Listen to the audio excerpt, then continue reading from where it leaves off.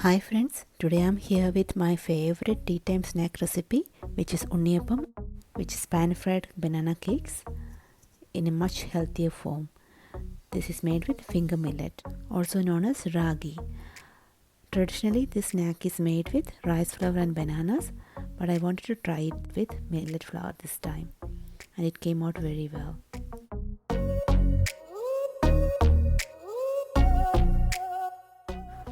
For this recipe, I've taken 2 overripe bananas and I'm going to mash it with a fork until it is completely mashed. And once it is mashed, set this aside. Make sure there are no big lumps left. Now I've taken 2 tablespoons of rice flakes, also known as poha. Now I've made that into a fine powder and added this to the mashed bananas. Now our main ingredient, ragi flour. I've taken 1 cup of ragi flour. Now I'm adding melted jaggery into this. I'm adding about 75 grams of melted jaggery. This can be varied according to your sweet preferences. Now I have taken about 1 tablespoon of clarified butter and I'm going to roast coconut bit pieces. I've taken a handful of coconut bit pieces and I'm going to fry them until they're golden brown. Now I've added that into jaggery ragi mix. Now I've taken about 1 cup of room temperature water and I'm adding little by little to the flour. Make sure you add water in small quantities, otherwise you won't get the right consistency. If it is too watery, the snack won't come out very well. All the ingredients are very well combined. I'm going to check whether it is sweet enough. If it is not sweet enough, you can add a little bit more jaggery into this. You can also add a pinch of cardamom powder at this stage, but I don't prefer cardamom. I'm adding black sesame seeds into this now.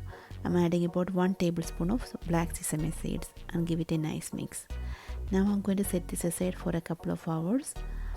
If you are wanting to make it immediately, you can add a pinch of baking soda and start making immediately. But as I have time, I'm going to set this aside for a couple of hours to ferment. Now the batter was resting for almost 2 hours. As you can see, the consistency is still good. But if it is thicker than this, you can add a little bit more water.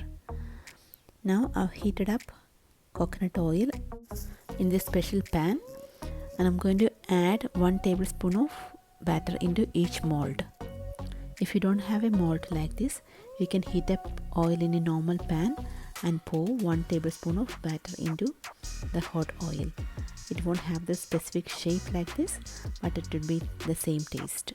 Now cook them in medium heat by occasionally flipping them over to both sides to evenly cook them. Once it is completely cooked and golden brown like this, remove them off the heat. Now repeat the process for the rest of the batter and your unniyappams are ready to be served with a hot cup of tea. Now if you like this recipe, please try it yourself and let me know your feedback. Also, if you like my videos, please do not forget to subscribe my channel for more videos. Thank you for watching and see you soon with another video. Bye.